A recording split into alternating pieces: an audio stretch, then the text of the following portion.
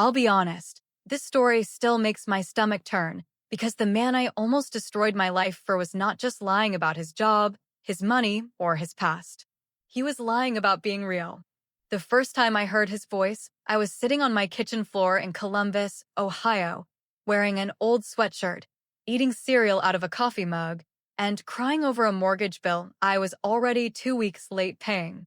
By the time I understood what was happening, I had taken out a personal loan, emptied the small savings account my mother had left me, lied to my sister, ignored my daughter's questions, and sent $47,000 to a man who promised me a future in Florida. And the worst part is, I did not send it all at once. I sent it slowly, carefully, defensively. Each time telling myself there was a reason, each time convincing myself that smart women could still take risks for love, each time ignoring the small cold feeling in my chest that whispered, "Rachel, something is wrong." My name is Rachel Miller, and I was 38 when this happened. I had been divorced for almost 2 years, though if I'm being honest, my marriage had been dead long before the papers were signed, because my ex-husband had mastered the quiet kind of cruelty that never left bruises, but still made you feel smaller every morning. So when people ask me how I could fall for a man I had never met in person, I wish I could give them a clean answer, something simple and stupid, like I was lonely or desperate or greedy. But the truth is more uncomfortable than that. I was tired of being the strong one.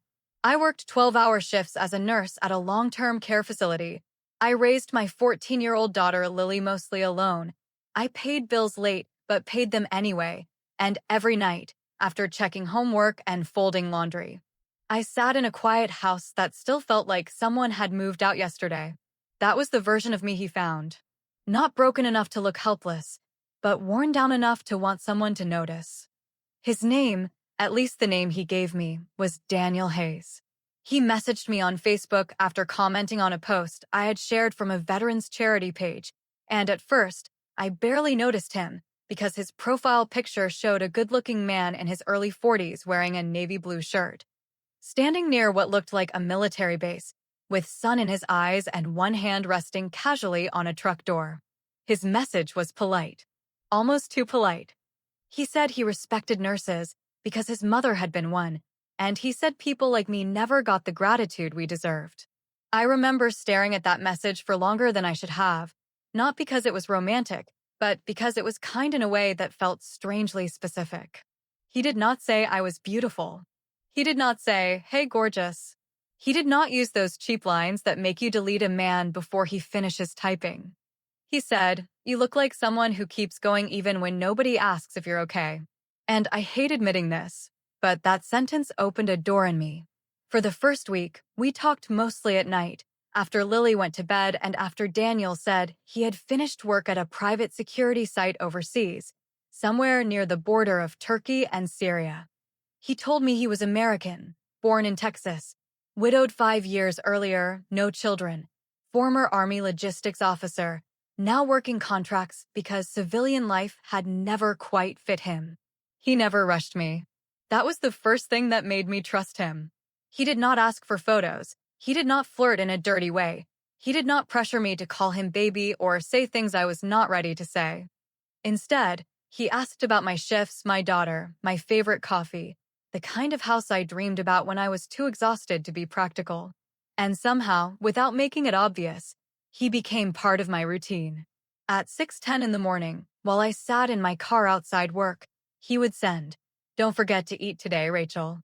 At lunch, when I had 5 minutes between residents, my phone would buzz with some little message about how proud he was of me.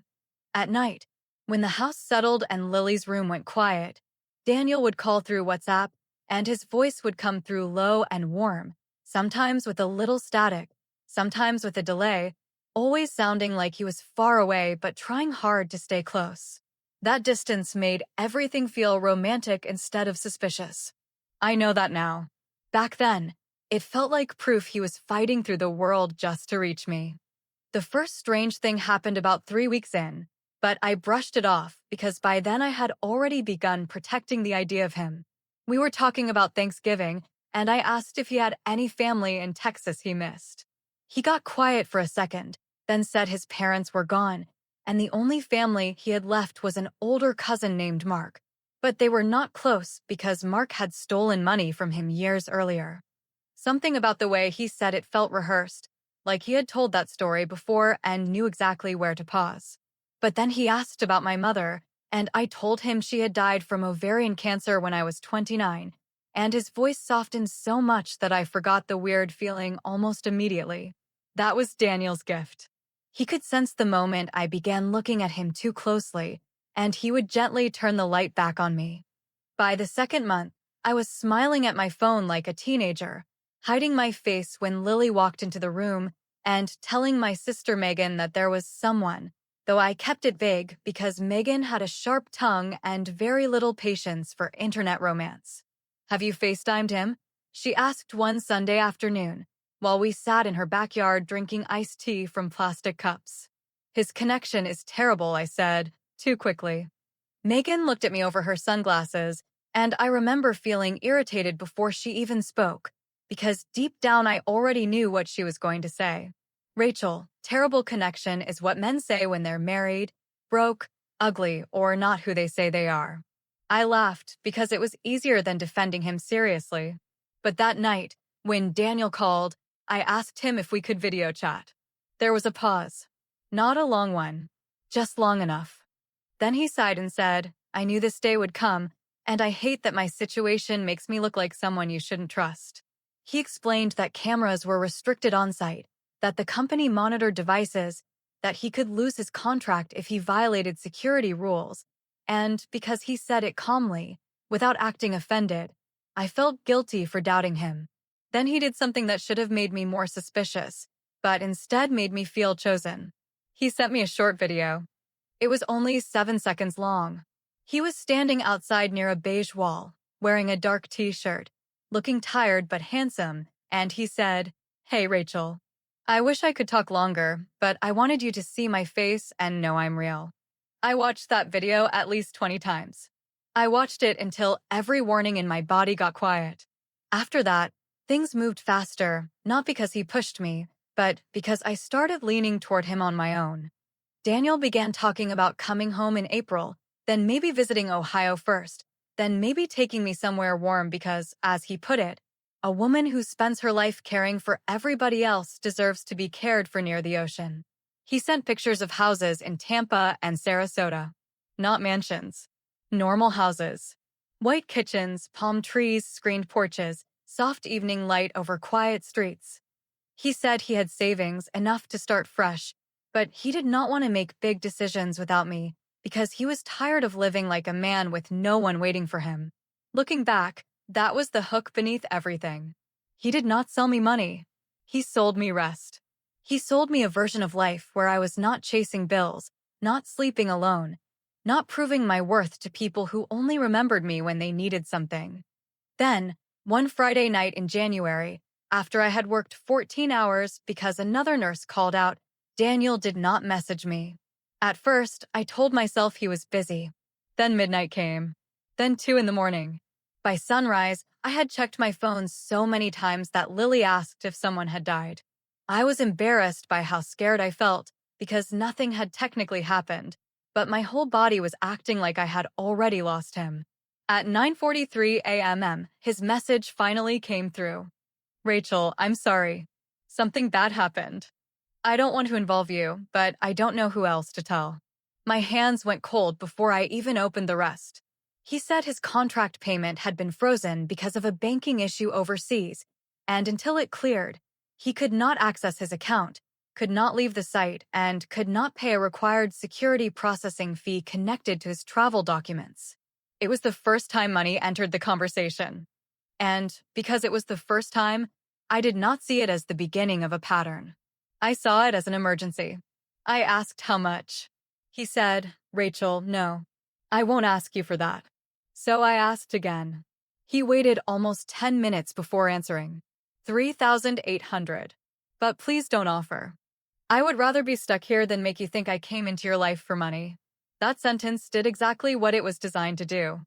It made me want to prove I trusted him.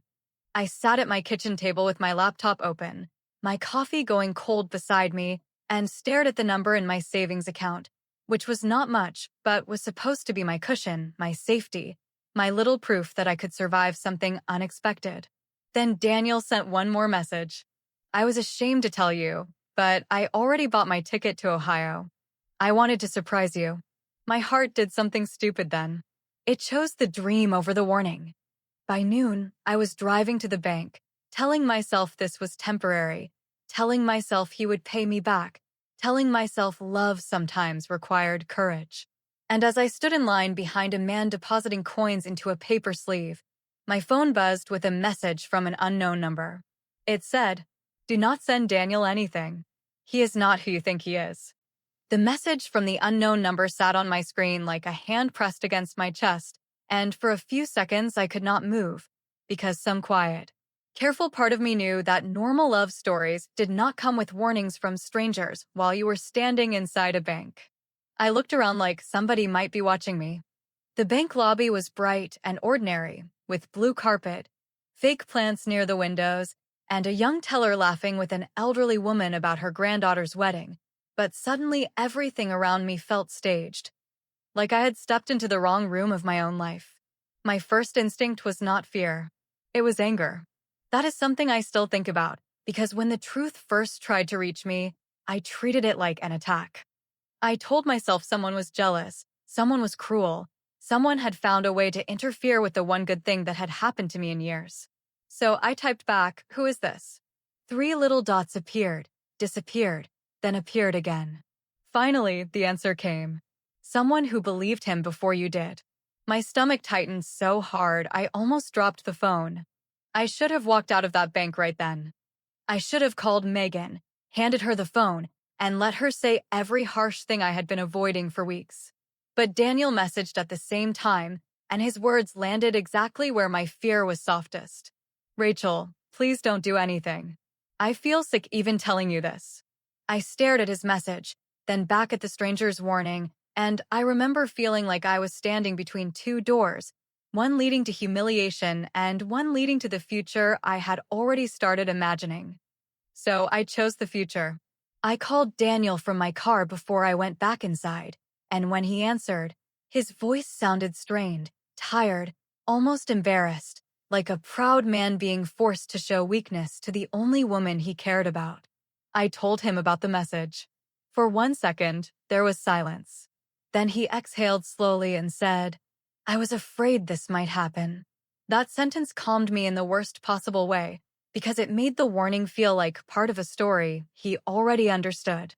He told me the number probably belonged to someone connected to Mark, the cousin he had mentioned before, the one who had stolen from him years ago and had been trying to ruin his life ever since Daniel refused to help him with another debt. He did not sound panicked. He did not over-explain. He sounded disappointed, as if the ugliest part of his past had reached through the phone and touched the clean thing we were building. "I should have told you more," he said quietly, "but I didn't want my family shame to become your burden." And there it was. Shame. Family. Burden. He knew exactly which words would make me stop asking questions and start comforting him.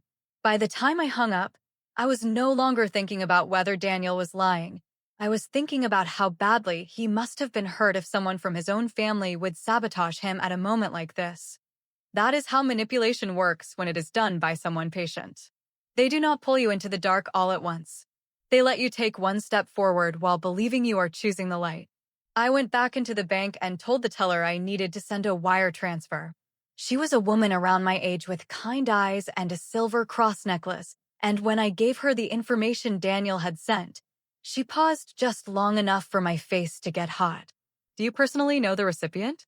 she asked. I hated the word personally. It felt small and sharp, like she had reached across the counter and tapped the weakest part of my story. "Yes," I said, too quickly. She looked at me for another second, then lowered her voice.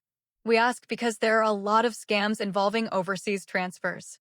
The word scam hit me so hard that I almost laughed, because it sounded too ugly, too cheap, too far away from the man who remembered my mother's birthday, asked about Lily's algebra test, and told me I deserved to sleep without worrying about the electric bill. I signed the paper. I sent the money.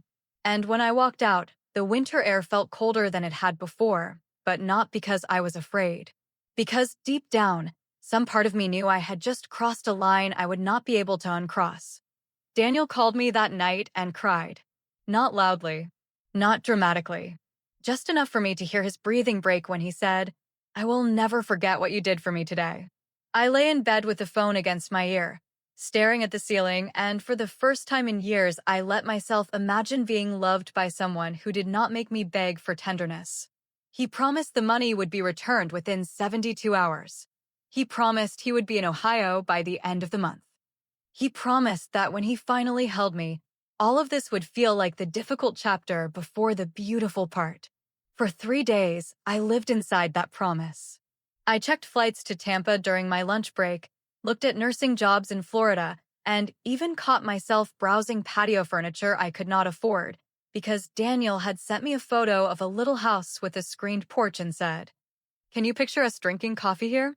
Then the 72 hours passed. No refund came. No ticket confirmation came. No video call came. Only another problem. This time, he said the processing fee had cleared, but the frozen account triggered a compliance review, and until he paid the final release tax, the bank would not unlock his contract payment. I remember sitting in the break room at work, still wearing my badge, with a half-eaten granola bar in my hand, reading his message while two coworkers argued about holiday scheduling beside the vending machine. "How much?" I typed, already hating myself. He did not answer right away. Then he sent a photo of what looked like an official document, stamped with a logo I did not recognize, showing a balance of $8,900. That was when I felt the first real crack open under my feet. Not because I stopped loving him, because I realized love had become a door he could keep walking through whenever he needed money. I told him I did not have that kind of cash. He said he understood. He said he would figure something out. He said I had already done more than any woman ever had for him. And then, just before midnight, he sent a voice message that sounded so exhausted I pressed the phone against my ear in the dark and held my breath. I hate myself for saying this, Rachel, but if this isn't paid by Friday, I don't know when I'll be able to leave. Friday was 4 days away. My paycheck was 6 days away. My savings were almost gone. And the only reason I did not break completely was because I told myself this was the last obstacle before everything became worth it. The next morning, I lied to Megan for the first time. She called while I was sitting in my car outside a credit union, and when she asked why I sounded strange, I told her Lily had a dentist appointment. I could hear children yelling in the background at her house, her dog barking, her normal life continuing without any idea that mine had started to tilt. "Rachel," she said, "are you okay?" For 1 second, I almost told her. I almost said, "I think I'm in trouble and I need you to stop me." But then I looked at Daniel's message on my screen. "For more days, my love. Then no more distance." So I swallowed the truth and said, "I'm fine." Inside the credit union, I applied for a personal loan. I told the loan officer it was for home repairs because saying it out loud would have made it real. And when she asked whether I had any other major financial obligations, I smiled like a woman who still knew what she was doing. By Friday afternoon, the money was in my account. By Friday evening, it was gone. Daniel sent me a photo of a boarding pass 2 hours later. Chicago to Columbus. Arrival Sunday, 6:42 p.m. I screamed into my pillow like a teenager, then cried because relief can feel exactly like grief when your body has been terrified for too long. On Sunday, I cleaned the house, changed my sweater 3 times, bought Lily pizza so she would not ask too many questions, and drove to the airport with my heart beating so hard I could feel it in my throat. I stood near arrivals for 40 minutes, then an hour, then 2. Daniel did not come through the doors. His phone went silent. And at 9:17 p.m., while airport announcements echoed above me and families hugged all around me, the unknown number texted again. This time, it sent a photo. It was Daniel's face. But the name under it was not Daniel Hayes. The photo on my phone looked exactly like Daniel's profile picture. Same tired eyes, same square jaw, same faint smile that had made me feel safe on nights when I should have been protecting myself. But underneath it was a name I had never heard before. Michael Turner. For a moment, I could not breathe because my mind kept trying to force the pieces together in a way that would not destroy me. Maybe Daniel had used another name for work. Maybe Michael Turner was part of a fake profile someone had created to hurt him. Maybe the stranger was the real scammer, not him. That was the terrifying thing about being emotionally trapped. Even when the evidence was staring at me, I kept searching for a version of the truth that would let me stay in love. I stood in the airport arrivals area with my coat still buttoned, my hands shaking around my phone, and people kept walking past me with flowers, rolling suitcases, tired children, and normal problems. I wanted to scream at all of them. I wanted someone to stop and say, "Rachel, go home, block him, call your bank, and tell your sister everything." But nobody knew. Nobody could see that my whole future had just failed to arrive at gate B17. I texted Daniel again. Nothing. I called him. Straight to voicemail. Then I called through WhatsApp, and the screen rang so long that I started whispering his name like a prayer, as if saying it softly could pull him out of whatever nightmare he had fallen into. Finally, at 10:06 p.m., he answered. His voice sounded broken, panicked, and far away. "Rachel, I need you to listen before you react."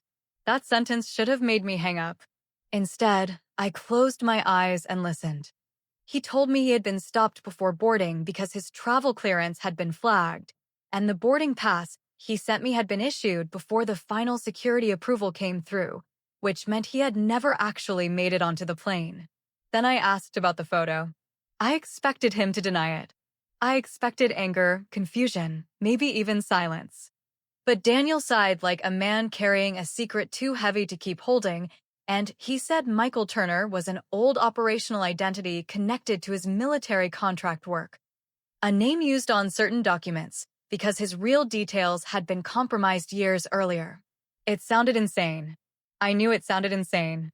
But the way he said it, slow and ashamed and wounded, made it feel less like a lie and more like something complicated people like me were not supposed to understand. "You wanted honesty," he said quietly, "and now I'm terrified the truth will make you leave." That line went straight through me. Because by then, leaving him did not feel like protecting myself. It felt like abandoning a man who had trusted me with something dangerous. When I got home, Lily was asleep on the couch with the TV still flickering blue across her face, and for a second, seeing my daughter there made the whole thing feel even worse, because I had spent the evening waiting for a man while my own child waited for me. I covered her with a blanket, carried the empty pizza box to the trash, and sat at the kitchen table in the dark. That was when I opened the unknown number again. I typed, "Who are you?" This time, the reply came almost immediately. "My name is Karen. I live in San Antonio. He took $18,000 from me last year." I stared at the message until the words blurred. Then another message came. He used the name Daniel with me too, but the photos belonged to a man named Michael Turner. He said he was overseas. He said he was coming home. He never came. My body went cold, but my pride got louder than my fear. I wrote, "You don't know my situation." The second I sent it, I hated myself because it sounded exactly like something a woman says when she already knows she is in danger, but cannot admit how far she has gone. Karen did not argue. She just sent 3 screenshots. One was a message from Daniel saying, "You are the only piece I have left." One was a photo of the same Tampa house he had sent me. And one was a wire receipt for almost the same amount I had sent first. I put the phone face down like it had burned me. Then Daniel called again. This time, I did not answer right away. I watched his name light up the screen, disappear, then light up again, and with every missed call, I felt the hook twist deeper, because if he was innocent, I was hurting him, and if he was guilty, I was already ruined. On the 4th call, I answered. Before I could speak, he said, "Karen found you, didn't she?" Hearing her name in his voice should have been the end of everything. But he had an explanation ready. He said Karen was not a victim. She was his cousin Mark's ex-girlfriend, and she had helped Mark steal from him after Daniel refused to put money into one of their investment schemes. He said she had been harassing women connected to him for months. He said she probably had old photos, old receipts, and enough fragments of truth to make any lie look believable. Then he said the thing that trapped me harder than any promise had before. Rachel, if I were using you, would I have told you about her before she destroyed us? He had not told me about her. Not really. But my mind was so desperate to find a safe path through the mess that it grabbed his logic anyway and held on. For the next few days, I barely slept. At work, I made mistakes I had never made before, forgetting medication times, misplacing paperwork, walking into rooms without remembering why I was there. At home, Lily watched me with the careful eyes of a child who knows her mother is lying, but does not yet know what question to ask. One evening, while I was washing dishes, she said, "Mom, is that guy hurting you?" I dropped a glass in the sink. It did not shatter, but the sound cracked something open inside me. I turned around too quickly and told her no, absolutely not. Everything was fine, and Daniel was just dealing with a work problem. Lily looked at me for a long second and said, "You don't smile when he texts anymore." That sentence stayed with me all night. Because she was right. I did not smile anymore. I braced. Every message from Daniel had become another door I was afraid to open. Then, 2 weeks after the airport, he sent me a link to a financial platform he said held his contract payout. He explained that because his account was still restricted, he needed me to create a temporary receiver profile, verify my identity, and connect a bank account so the funds could be released to me first. He said once the money landed, I could repay myself, pay off the loan, and keep $20,000 for the stress he had caused. $20,000. That number should have scared me. Instead, it seduced the exhausted part of me that wanted this nightmare to become a story I could survive. The website looked professional. There were charts, account balances, support agents, verification steps, and a dashboard showing Daniel's pending payout of $312,000. When I saw that number, my shame turned into hope so quickly it made me dizzy. I imagined paying off the loan. I imagined telling Megan only after everything was fixed. I imagined laughing one day about how close I had come to doubting the man who had risked everything to build a life with me. So I uploaded my driver's license. I entered my social security number. I connected my checking account. And for the first time in weeks, Daniel sounded happy. "Baby," he said, his voice soft with relief, "this is almost over." But the next morning, when I logged into the platform, a red warning banner stretched across the screen. Receiver account locked. Tax clearance payment required before funds can be released. Below it was an amount. $14,600. I felt something inside me go silent. Not shocked. Not angry. Silent. Like my body had finally reached a place where fear no longer had room to move. I called Daniel, and this time my voice did not shake when I asked, "Is this ever going to end?" He went quiet. Then he said, "There is one way, Rachel, but you have to trust me completely."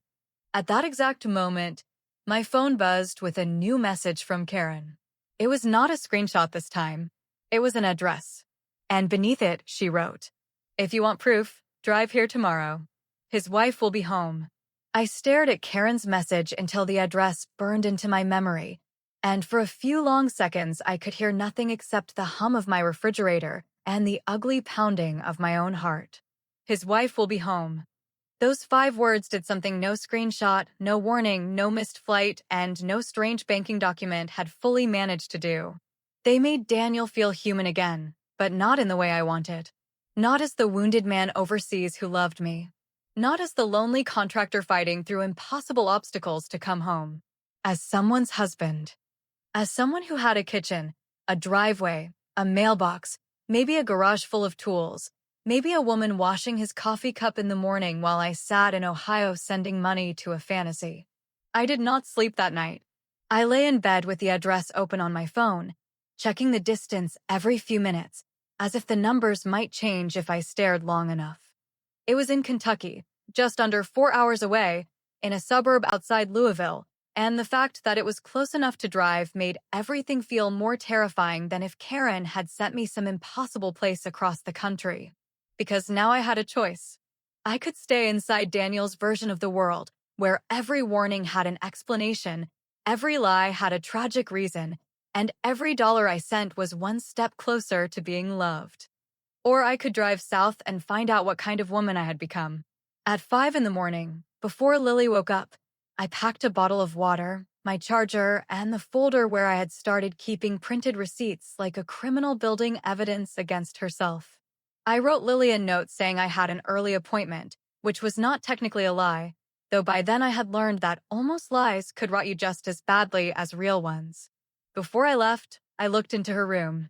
She was sleeping on her side, one hand tucked under her cheek, still looking younger than she would ever admit, and the shame of what I had risked for a man I had never touched made my throat tighten so hard I had to step away. Daniel texted while I was getting gas. "Good morning, my love. Did you sleep?" I almost answered. My thumb hovered over the screen, ready to perform the version of myself he knew, the trusting woman, the loyal woman, the woman who would comfort him even while driving toward the truth. But for the first time since he entered my life, I put the phone face down and did not reply. The drive to Kentucky felt unreal. The highway stretched gray and flat under a pale winter sky, and every mile gave my mind another chance to turn around. I imagined Karen laughing at me. I imagined Daniel calling, explaining everything, sounding so wounded that I would feel cruel for doubting him. I imagined knocking on a stranger's door and destroying some innocent woman's morning because I had been foolish enough to believe a man with a stolen face. By the time I reached the neighborhood, my hands were stiff from gripping the steering wheel. The houses were neat, middle class, quiet, with trimmed lawns, basketball hoops in driveways, American flags near porches, and trash cans still waiting at the curb. Nothing about the street looked dramatic. That almost made it worse. I had expected darkness, danger, something that matched the chaos inside me. Instead, I found an ordinary cul-de-sac where someone had already put out Valentine's decorations. I parked 2 houses down from the address Karen had sent and stared at the white house with green shutters. There was a silver SUV in the driveway, a wreath on the door, and a small wooden sign near the steps that said the Turners. Not Hayes. Turner. My breath caught so sharply it hurt.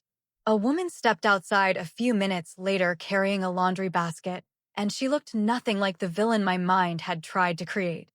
She was around 40, maybe a little older, with dark blonde hair pulled into a messy bun, wearing leggings, slippers, and a sweatshirt with a faded college logo across the front. She set the basket on a porch chair, bent to pick up a package, then looked toward my car. I do not know what she saw on my face. Maybe desperation. Maybe guilt. Maybe the wreckage of every warning I had ignored. But she did not go back inside. She stood there, watching me, until I finally opened my car door. Every step toward her porch felt like walking into my own punishment. "Are you Emily?" I asked, because Karen had given me that name too. Her face changed before I said anything else. Not surprise. Recognition. The terrible kind. She looked past me toward the street, then back at my face, and her voice was quiet when she said, "Did he use Daniel?" My knees almost gave out. I held onto the porch railing and nodded once, because words had become too heavy.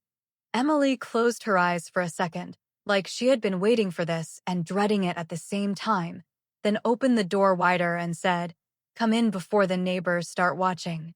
Inside, the house smelled like coffee and laundry detergent. There were family photos on the wall, a dog bed near the fireplace, school papers clipped to the refrigerator, and a pair of men's running shoes by the back door. Normal life. Real life. A life that had nothing to do with war zones, frozen accounts, or security clearances. Emily led me to the kitchen table and set down a glass of water I could not drink. Then she sat across from me and said something that made the whole room tilt. My husband's photos were stolen 3 years ago. For a second, I could not understand her. I kept staring at her mouth, waiting for a different sentence, one that would confirm Daniel was a cheater, a liar, a married man with 2 phones and a secret online life. But Emily was not telling me her husband had betrayed her. She was telling me he was a victim too. His real name was Michael Turner. He was not overseas. He was not a contractor. He was not widowed. He was not Daniel Hayes. He was a high school baseball coach who lived in Kentucky, had been married to Emily for 16 years, and had spent the last 3 trying to remove fake profiles using his pictures from Facebook, Instagram, WhatsApp, dating apps, and scam forums he never wanted to know existed. Emily showed me the folder on her laptop. There were dozens of reports, dozens of women, different states, different names, same face, same story, same slow, patient bleeding of money from women who were lonely, grieving, divorced, overworked, ashamed, or simply hopeful enough to believe kindness meant safety.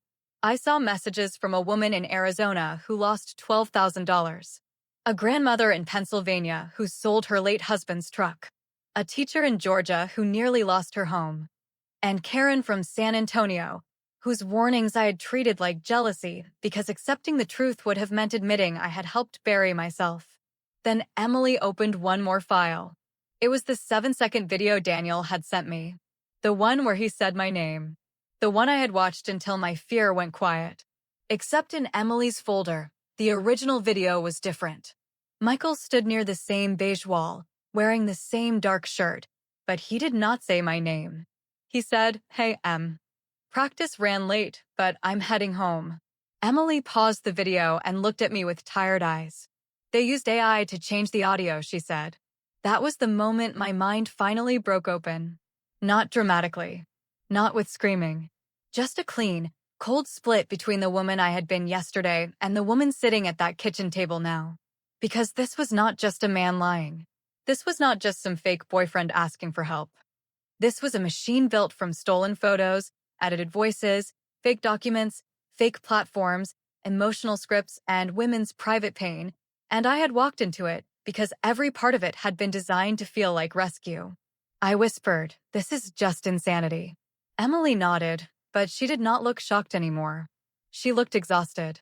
Then she said, "Rachel, how much did you send?" I wanted to lie. I wanted to give her a smaller number, a less humiliating number, a number that still sounded like a mistake instead of a collapse. But I had already lied to my sister, my daughter, my bank, my coworkers, and myself. So I said it. 47,000. Emily covered her mouth, and that tiny gesture, not judgment, not pity, just grief, made me start crying so hard I could barely breathe.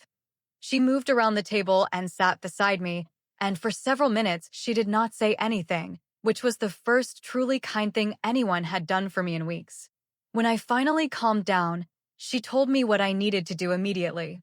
Call the bank. Freeze the account connected to the fake platform. Report the wire transfers. Lock my credit. Save every message. Do not warn Daniel. Do not confront him. Do not give him one more piece of emotion he could use against me. That last part scared me most. Because even after everything I had seen, some sick little part of me still wanted to hear his voice and ask why. But Emily looked at me like she knew exactly what was happening inside my head. "There is no why that will heal you," she said. "Only the next safe step." I drove home in silence. No music. No calls. No crying. Just the flat sound of tires on pavement and the terrible clarity of knowing I had not fallen in love with a man. I had fallen in love with a trap wearing a man's face. When I crossed back into Ohio, my phone buzzed again. Daniel. Then again. Then again. By the time I pulled into my driveway, there were 12 missed calls, 8 WhatsApp messages, and 1 voice note. I sat in the car for almost 10 minutes before I played it. His voice came through soft, wounded, familiar. "Rachel, I know where you went." My blood turned cold. Then he said the sentence that made me look up at my daughter's bedroom window. "If you love Lily, don't make this ugly." The voice note ended, and for several seconds I sat frozen in my driveway, staring up at Lily's window while Daniel's words kept replaying inside my head like they had been carved into the air around me. "If you love Lily, don't make this ugly." That was the moment love finally died. Not slowly, not beautifully, not with one last question I needed answered, but all at once, because whatever soft, wounded thing I had still been protecting in my heart disappeared the second he reached for my child. My hands were shaking so badly I could barely unlock the car door, and when I stepped outside, the cold air hit my face like a slap, but it did nothing to wake me up, because I already felt painfully awake. For the first time in months, I understood exactly where I was. I was not in a misunderstanding. I was not in a complicated love story. I was being threatened by people who had my bank information, my home address, my daughter's name, my social security number, and every emotional weakness I had handed them like a map. Inside the house, Lily was sitting at the kitchen table with her laptop open, pretending to do homework, though I could tell from the way her eyes lifted too fast that she had been waiting for me. "Mom," she said carefully, "where were you all day?" I opened my mouth, ready to give another half answer, another soft lie, another version of the truth that would keep me from seeing disappointment on her face. But then Daniel's voice echoed again. "If you love Lily." And I knew silence was no longer protection. It was exposure. I sat across from my daughter, placed my phone face up on the table, and said the words I had been avoiding because they made me feel small enough to disappear. "I made a very serious mistake." Lily did not interrupt. She just looked at me with those steady eyes that were too grown for 14, and somehow that made it harder, because I could handle Megan's anger, I could handle a bank officer's suspicion, I could even handle my own shame. But I could barely handle my daughter watching me become human. I told her there was a man online. I told her he had lied about who he was. I told her money was gone, more money than I had ever imagined losing, and I told her that if anyone messaged her, followed her, called her, or mentioned my name, she had to tell me immediately. I did not tell her every detail. A child does not need the full architecture of her mother's collapse. But she needed enough truth to be safe. When I finished, Lily looked down at the table, and for one terrible second I thought she was going to cry. Instead, she whispered, "Is that why you stopped laughing?" That broke me more than if she had screamed. Because all those weeks I thought I was hiding the disaster from her, she had been living beside the shadow of it, quietly measuring the distance between the mother she knew and the woman who kept flinching every time her phone lit up. "I'm sorry," I said, and the words came out useless, because some apologies are too small for the damage they are trying to hold. Lily stood up, walked around the table, and hugged me with one arm around my shoulders, awkward and tight and teenage, and that was the first moment I felt something stronger than shame. I felt responsibility. Not the kind where you carry everything alone until it crushes you. The kind where you stop pretending because someone else's safety depends on your honesty. I called Megan next. She answered on the second ring, cheerful at first, asking if I had finally remembered the school fundraiser forms, and when I said her name, just her name, she went completely quiet. "What happened?" she asked. I could not tell the story cleanly. It came out in pieces. Daniel, the money, the fake video, Kentucky, Michael Turner, the stolen photos, the fake platform, the thread about Lily. Megan did not yell at first, which somehow scared me more. She breathed once through her nose and said, "I am coming over." 20 minutes later, she walked into my house with her husband behind her, still wearing his work boots, and her face looked pale in a way I had never seen before.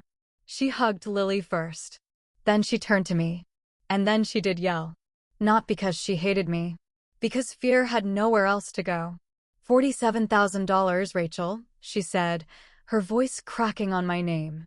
You sent a stranger $47,000 and didn't call me once? I wanted to defend myself. I wanted to say he had not felt like a stranger. I wanted to explain the voice messages, the morning texts, the house in Florida, the way loneliness can make danger look like mercy when it arrives with gentle words. But every defense sounded pathetic before it even reached my mouth. So I just said, "I know." Megan stared at me for a long moment, and then her anger softened into something worse. "Grief. You don't know," she said quietly. "You still don't know how close this came to taking more than money." That sentence stayed in the room with us as we moved into action.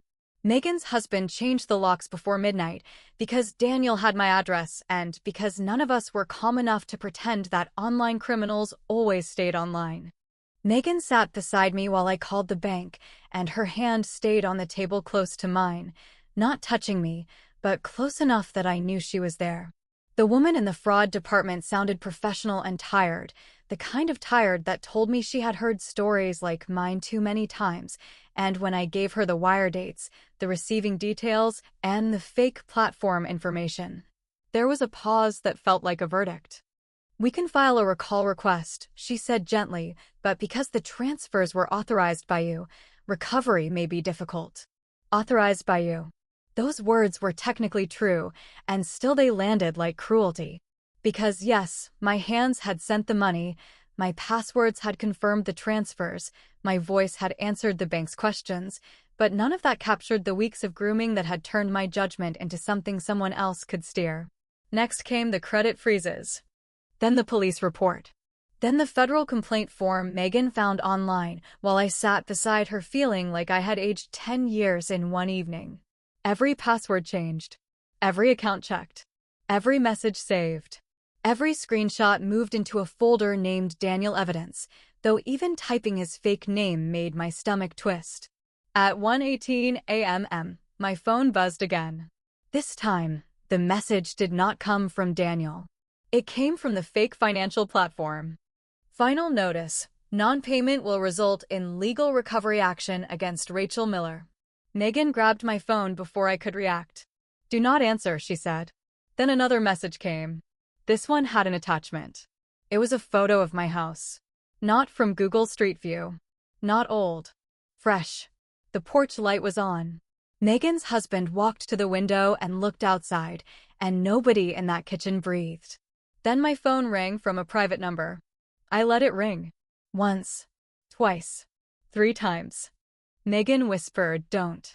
But something in me had changed after telling Lily the truth, and I understood that fear grows faster in silence. So I answered and put it on speaker.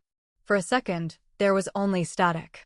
Then a man's voice, not Daniel's, said calmly, "Rachel, you made a mistake driving to Kentucky." Megan covered her mouth. My knees nearly buckled. Then the voice continued, colder now. "You have 24 hours to pay the clearance fee, or everyone in your life finds out exactly what kind of woman you are." And before I could speak, he sent one final message. A photo of Lily walking out of school. The photo of Lily outside her school did not look dramatic at first, and somehow that made it more terrifying, because she was just walking with her backpack over one shoulder, her hair half tucked into her hoodie, completely unaware that someone had turned an ordinary afternoon into a weapon against her mother. For a few seconds, nobody in the kitchen moved. Megan's husband kept staring through the front window, one hand resting on the curtain, while Megan stood beside me with my phone in her hand and a look on her face I had never seen before. It was not anger anymore. It was fear sharpened into action. "Get your keys," she said. I looked at her like I had forgotten what keys were. "Rachel," she said again, louder this time, "we are getting Lily out of that school tomorrow, and we are calling the police right now." That sentence broke the spell. Not completely, because fear still had its fingers around my throat, but enough for me to stand up and move like a mother instead of a victim. I went upstairs, woke Lily gently, and told her she would sleep in my room that night. She sat up fast, saw my face, and did not ask the usual teenage questions, not why, not what happened, not can I bring my blanket. She just nodded. That hurt more than panic would have, because it meant my daughter already understood that our house had stopped feeling safe. We did not sleep. Not really. Megan stayed on the couch with her phone in her hand. Her husband sat in the living room near the front window, and I lay beside Lily in my bed, listening to every passing car like it belonged to someone coming to collect the final pieces of my mistake. At 3:12 in the morning, Daniel messaged again. This time, the words were calm. Too calm. "You're making this worse because you're embarrassed. Pay the fee and this ends quietly." I stared at that message until my eyes blurred, and something in me changed again, not in a brave way, not in some movie scene moment where a woman suddenly becomes fearless, but in a tired, hollow way where I realized I had already paid too much to keep quiet. I had paid with money. I had paid with sleep. I had paid with honesty. I had paid with my daughter's sense of safety. And still, they wanted more. By morning, Megan had called the school before the first bell, and the principal agreed to keep Lily in the office until we arrived, though I could hear the caution in his voice when Megan said police might be involved. That was another humiliation I had not prepared for. Not the huge, public kind. The small administrative kind, where you have to explain your private disaster to strangers in calm voices under fluorescent lights. When we walked into the school, Lily was sitting near the front desk with her backpack on her lap, pale and quiet, while two office staff pretended not to look at us. I wanted to apologize to everyone. To Lily, to Megan, to the school secretary, to every woman who had ever watched a warning sign and still chosen the dream. But apologies did not move us forward, so I signed Lily out, took her hand even though she was too old for that, and did not let go until we reached the car. The police report took almost 2 hours. The officer listened carefully, but I could tell from his face that my story sounded both serious and impossibly messy, because there was no one standing in front of us with a weapon, no local ex-boyfriend to arrest, no simple name to type into a system and find. Just fake profiles, foreign numbers, stolen images, wire transfers, threats, and a photo of my child that could have come from someone nearby or someone paying someone nearby. He asked for every screenshot, every phone number, every receipt, every account. And when he asked whether I had given Daniel my social security number, I felt Megan look at me before I answered. Yes, I said. The officer paused, then wrote it down. That tiny pause felt like a door closing. Afterward, we drove straight to the bank because my checking account was still connected to the fake platform even though I had started the freeze process the night before, and I wanted someone with a badge, a desk, a policy, anything official, to tell me what could still be saved. The branch manager was a calm woman named Denise, and she treated me with a kindness that almost made everything worse because judgment would have given me something to push against, but kindness left me alone with the truth. She reviewed the account activity while Megan sat beside me with her arms crossed so tightly her knuckles looked white. For several minutes, Denise said nothing. She clicked through screens. Her expression changed once, then again. Finally, she looked up and asked, Rachel, were you expecting any incoming transfers? My mouth went dry. No. She turned the monitor slightly, not enough for me to read everything, but enough for me to see a pending deposit marked for review. $28,000. For one stupid second, hope flashed through me. Maybe this was Daniel's money. Maybe some tiny impossible piece of the story had been real. Then Denise spoke, and hope became nausea. This does not appear to be a refund, she said carefully. It appears to be coming from an individual account in Nevada. Megan leaned forward. What does that mean? Denise did not answer right away, and that silence told me enough. She explained that fraud rings sometimes used victims to receive money from other victims, especially when those victims had verified their identity through fake financial platforms and connected legitimate bank accounts. She said it gently. She said it professionally. But what I heard was much uglier. They had not only stolen from me, they had tried to turn me into part of the machine. I gripped the edge of the desk because the room seemed to shift beneath me. The fake platform, the receiver profile, the tax clearance fee, the strange urgency, the pressure to keep everything secret, it all rearranged itself in my mind, and the picture it formed was worse than losing money. If that transfer had cleared, another woman's savings could have landed in my account, and when investigators followed the path, my name would be there, my social security number, my driver's license, my bank, my signature. My foolish little belief that love could fix what felt broken inside me. Denise froze the account completely. She printed paperwork. She made calls. She told me not to touch the pending transfer, not to communicate with anyone about it, and not to assume any money appearing in my account belonged to me.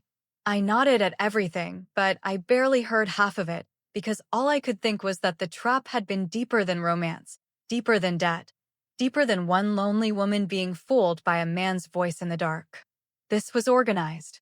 This was patient. This was built to turn shame into silence and silence into compliance. Outside the bank, I finally threw up beside Megan's car. I had nothing in my stomach, so it was mostly panic and coffee, and Megan stood beside me holding my hair back like we were teenagers again after a bad party, Except this time there was no morning after joke that could make it lighter. When I straightened, she handed me a napkin and said, "You are moving in with us for a few days." I started to object. She cut me off. "No, you lost the right to handle this alone when they sent a picture of Lily. That should have hurt." Instead, it felt like someone finally taking a weight out of my hands. We packed that afternoon. Not everything. Just clothes, medication, Lily's school laptop, important documents, and the evidence folder that now felt like the ugliest diary ever written. Lily moved through the house quietly, choosing sweatshirts and chargers, while I kept noticing things I might lose if the money never came back. The kitchen table my mother helped me buy. The blue curtains Lily picked when she turned 12. The chipped mug Daniel used to joke I should replace when we had our Florida kitchen. I hated him for entering even those small places. But I hated myself more for letting him. That evening at Megan's house, surrounded by the noise of her kids, the smell of spaghetti, and the ordinary chaos of a family that still trusted the floor under them, my phone rang from a number I did not recognize. Megan shook her head. I almost ignored it. Then I remembered Denise's words about the pending transfer from Nevada, and something cold moved through me. I answered, but said nothing. A woman's voice came through, older, trembling, terrified. "Is this Rachel Miller?" My heart began to pound. "Yes," I whispered. She started crying before she could finish the next sentence. "My name is Patricia Wells," she said. "Why is my retirement money being sent to you?" Patricia Wells said my name like she was begging it to belong to someone decent, and for a few seconds I could not answer, because the sound of her crying made everything that had happened to me feel suddenly smaller and much uglier. Not less painful, just less private. Until that moment, I had been living inside my own disaster, counting my own losses, my own shame, my own fear, my own daughter's safety. But Patricia's voice reached through the phone and showed me the part one had not wanted to see clearly. This trap did not end with me. It passed through me. I sat on Megan's guest bed with the door half closed, listening to an older woman in Nevada sob into the phone because $28,000 from her retirement account had been routed toward mine. And all I could think was that if Denise at the bank had not caught it, Patricia might have looked at me the way I had looked at Daniel. As the thief. As the lie. As the face of the thing that ruined her. "Patricia," I said carefully, though my own voice sounded far away, "I need you to listen to me. I did not ask for your money, and I am working with my bank and the police right now." She went quiet, but not calm. Quiet like a person standing at the edge of a cliff, trying to decide whether the next word will save her or push her over. "They told me you were a finance officer," she whispered. "They said you were holding the funds until my fiancé's account was cleared." The word fiancé made my stomach twist. Not boyfriend. Not friend. Fiancé. They had given her a future too. A title. A promise. A reason to override every warning her instincts had probably tried to send. "What was his name?" I asked, though I already knew the answer would be another mask. She hesitated, then said, "Captain David Cole." Megan appeared in the doorway, saw my face, and stepped inside without asking. I put the phone on speaker. Patricia told us her story in broken pieces, and with every detail, I felt the pattern tighten around all of us like wire. David had found her through a veteran support group online. David had lost his wife. David was deployed. David loved her faith, her kindness, her cooking, the way she talked about her late husband with loyalty instead of bitterness. David never asked for money at first. David only needed help when his travel documents got held. David sent a video saying her name. David promised to come home. Different name, different woman, same script. When Patricia said she had already sent $11,000 before the $28,000, I closed my eyes and pressed my fist against my mouth because I could hear myself in her voice. Not the exact words, not the exact choices, but the same desperate need to make the lie make sense after too much had already been sacrificed. Megan took over when I could not. She spoke gently, firmly, like someone guiding a stranger out of a burning building.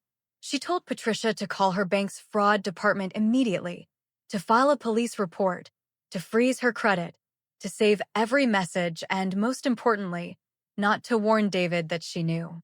Patricia kept saying, "I feel so stupid," again and again.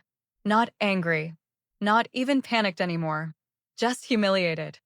And hearing that wordless shame in another woman made something inside me shift, because I suddenly understood how carefully these people had trained us to blame ourselves. They had stolen our money, our names, our sleep, our privacy, our judgment, and then left us holding the embarrassment like it was proof we deserved it. After we hung up, I sat in silence while Megan emailed Denise the new information, and the guest room around me felt too soft, too normal, too full of clean pillows and folded blankets for the kind of night this had become. Lily knocked once, then came in wearing one of Megan's oversized hoodies. "Was that another woman?" she asked. I nodded. She sat beside me, not touching me this time, and stared at the floor. "So he did this to a lot of people?" I said, then stopped, because even saying he gave the lie too much shape. "They did." Lily looked up at me, and I saw fear there, but also something harder, something that looked almost like disappointment becoming wisdom too early. "You kept saying Daniel like he was one person," she said quietly. "But it was probably a bunch of people, wasn't it?" I looked at my 14-year-old daughter and realized she understood the truth faster than I had. That was another consequence I had not calculated. Not just debt. Not just danger. The lesson I had accidentally handed my daughter was that adults could be fooled by loneliness, that love could arrive wearing stolen skin, that even mothers could ignore danger when they wanted comfort badly enough. The next morning, the detective assigned to my report called. His name was Alvarez, and his voice was calm in that careful way people use when they do not want to promise more than they can do. He said the threat involving Lily made the case more urgent locally, but the financial side appeared connected to a broader fraud network, possibly using money mules, stolen identities, and victims across state lines. He did not say recovery was impossible, but he did not make it sound likely either. "What matters right now," he said, "is that you do not communicate with them, you do not move any money, and you document every contact." I wanted him to say they would find them. I wanted a raid, handcuffs, a face behind the voice, some neat American ending where good people knock down a door and drag evil into the light. Instead, I got forms, case numbers, freezes, warnings, and the unbearable knowledge that the people who had threatened my daughter might be sitting anywhere in the world, drinking coffee while my life collapsed in Ohio. By noon, Patricia had filed her report, and Denise confirmed the pending transfer had been blocked before it cleared. That should have felt like victory. It did not. It felt like catching one glass before it hit the floor while the whole cabinet was still falling. Later that afternoon, Karen called me. Her voice was different from what I expected. Less sharp. More tired. She told me she had been warning women for almost a year after finding a scam forum where Michael Turner's photos were being used under different names, and she said most women reacted exactly the way I had. Defensive. Angry. Ashamed. In denial. I used to get mad, Karen admitted, but then I remembered I didn't believe the first person who warned me either. I apologized to her. Not in a big dramatic way. Just quietly, because I owed her that. She accepted it, then said Emily wanted to know if I would join a video call with 3 other women who had been contacted through the same stolen photos. At first, I said no. My whole body rejected the idea. I did not want strangers seeing my face while I described the worst mistake of my life. I did not want to become part of some sad little club of women who had loved a ghost. But then Patricia's voice came back to me. "Why is my retirement money being sent to you?" So that evening, I joined the call. Emily was there from Kentucky, Karen from Texas, Patricia from Nevada, a woman named Sharon from Georgia, another named Melissa from Arizona. For a few moments, nobody knew how to begin, because how do you introduce yourself when the thing connecting you is humiliation? Then Emily said, "Start with what name he used." One by one, we answered. Daniel Hayes, Captain David Cole, Robert Mason, Ethan Brooks, James Walker. Different names, same face. Different emergencies, same pressure. Different women, same wound. As they talked, I heard my own story repeated in variations so precise they made me sick. The morning messages. The widower story. The security restriction. The fake video. The frozen account. The travel promise. The sudden emergency. The final fee. The shame. The silence. The moment each woman almost told someone and then chose not to because admitting doubt would have meant admitting danger. Near the end of the call, Emily shared her screen and showed us a new fake profile that had gone up that morning. Same photos. New name. New location. New charity group. And under one of the posts, a woman had commented with a heart emoji. A woman none of us knew yet. A woman still at the beginning. I leaned closer to the screen, and my breath caught when I saw her profile. She lived in Columbus. She had a teenage daughter. And she had just written, "Thank you for being so kind." I needed that today. The woman's name was Angela Brooks, and for several seconds I could not stop staring at her comment, because the words she had written were so ordinary, so innocent, and so painfully familiar that I felt like I was watching myself walk toward the edge of the same cliff. Thank you for being so kind. I needed that today. That was how it started. Not with money. Not with lies big enough to scare you. With kindness at the exact moment your heart was tired enough to mistake attention for safety. Emily clicked on Angela's profile, and there she was, smiling beside a teenage girl at what looked like a school basketball game, wearing a red scarf, holding a paper cup of coffee.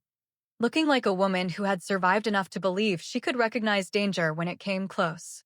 I knew that look. I had worn it too. Karen said, "We need to message her before he moves her to WhatsApp." Nobody spoke for a moment, because we all knew how that would probably go. Angela would think we were bitter, jealous, crazy, scammers ourselves. Women warning her about a man who had made her feel seen before he had asked for anything. Still, doing nothing felt worse. So I opened Facebook with hands that no longer shook from romance, only from responsibility, and I wrote Angela the message I wish I had believed when it first came to me. I did not start with accusations. I did not call her foolish. I did not tell her she was being scammed like the word itself could wake her up gently. I simply wrote, "Angela, I know this will sound strange, but the man using the profile you commented on is using stolen photos of a real married man in Kentucky, and several women, including me, have lost money after being contacted by him." Then I attached one screenshot. Not 10. Not a flood. Just one clear image showing the same face under 5 different names. For 15 minutes, nothing happened. Then 30. Then almost an hour. I kept checking the message while Megan's house moved around me, kids brushing teeth, dishes clinking, Lily laughing quietly at something her cousin said in the hallway. And I remember thinking how strange it was that life kept making ordinary sounds while my whole nervous system waited for a stranger to believe me. Angela finally answered at 10:41 p.m. "Who are you?" 3 words. Cold. Suspicious. Exactly how I had sounded with Karen. I told her my name. I told her I lived in Columbus too. I told her I had already filed reports with my bank and the police, and I asked her not to send money, not to share documents, and not to move the conversation off the platform. She read the message. Then she blocked me. I stared at the screen, and for 1 second I felt something close to rage, not at Angela, but at the cruel design of a trap that made warning someone feel like attacking them. Karen sighed on the call. Emily looked down. Patricia whispered, "She's not ready." And that hurt because I knew it was true. People think the truth saves you the second it arrives, but sometimes the truth has to stand outside your locked door while the lie sits beside you calling itself love. The next morning, Angela unblocked me. Her message was short.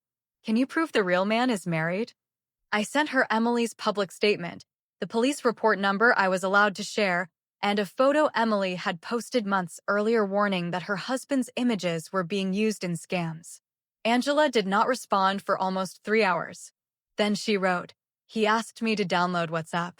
I felt my whole body go weak. Not because everything was fixed. Because for once, a door had opened before the damage began. Angela never joined our group call, and I did not blame her, because shame starts growing before the first dollar leaves your account, and even realizing you almost fell for something can feel like being caught naked in public. But she blocked the profile. She reported it. Then 2 days later, the profile disappeared. Another one came back under a different name within a week. That was when I understood my ending would not be clean. There would be no single victory where the monster stayed dead. No dramatic arrest shown on the evening news. No envelope from the bank returning every dollar with an apology for my suffering.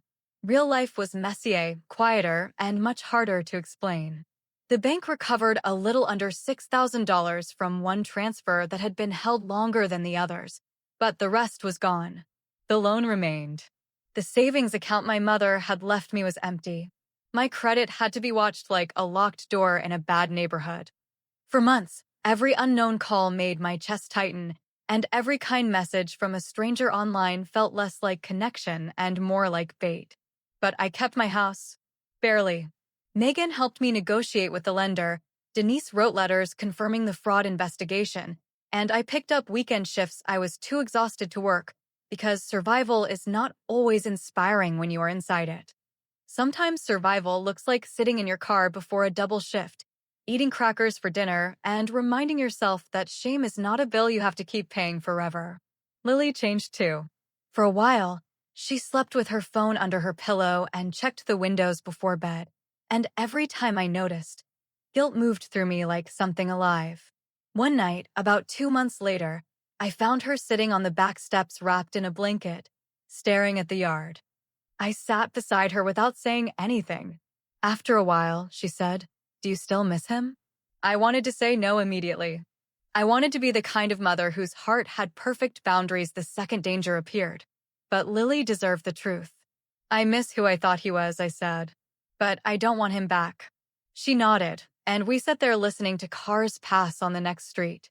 Then she said, "I'm glad you told me." That sentence did not erase what happened. Nothing erased it. But it gave me one small piece of peace, because I had lost money, pride, sleep, and trust, but I had not lost the chance to become honest before the lie swallowed my daughter too. Months later, Detective Alvarez called to say my case had been linked to others in multiple states, including Patricia's, Karen's, and 2 women I had never spoken to. He said there were overseas accounts, domestic mule accounts, fake documents, stolen identities, and several victims who still refused to believe the man was not real. He did not give me false hope. He just said, "You helped stop one transfer, and that matters." After we hung up, I sat at the kitchen table where I had first sent the money, and for the first time, I did not see only the foolish woman who ignored warnings. I saw the woman who finally answered one. I still get messages sometimes from women Emily finds through fake profiles. Some thank me. Some curse at me. Some disappear. I understand all three. Because when someone tells you the person making you feel loved is actually a trap, they are not just asking you to block a profile. They're asking you to grieve a future that never existed. And that grief can feel humiliating because nobody else remembers the porch in Tampa, the morning coffee, the ticket to Ohio, or the voice in the dark saying you were finally safe. But I remember. That is the strange part. I remember the lie as something that hurt me, and also as something that showed me exactly where I had abandoned myself. I ignored my sister because I did not want questions. I lied to my daughter because I did not want shame. I sent money because I wanted the loneliness to mean something. And I trusted a man without letting him become real in the ways that actually matter. A face is not proof. A voice is not proof. A sad story is not proof. And love that requires secrecy, urgency, debt, or fear is not love asking for faith. It is danger asking for access. The last message I ever received from Daniel came from a new number 6 months after everything started. It said, "Rachel, I forgive you for doubting me." I looked at those words for a long time. Then I deleted the message, blocked the number, and walked into Lily's room, where she was laughing with her cousin over some ridiculous video on her phone. She looked up and asked if everything was okay. For once, I did not say yes just to make the room easier. I took a breath and said, "It is getting there." And maybe that was the real ending. Not a perfect life. Not all the money back. Not justice wrapped in a bow. Just a woman who finally learned that peace does not begin when someone chooses you. Sometimes it begins when you stop choosing the thing that is destroying you.